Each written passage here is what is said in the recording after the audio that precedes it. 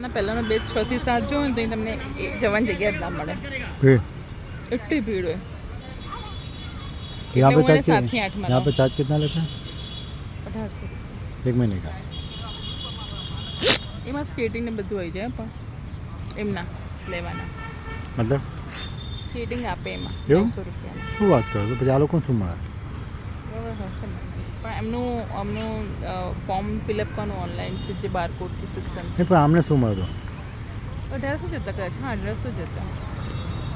આ કેમ ભાગે છે? એનું વોર્મઅપ બાકી છે.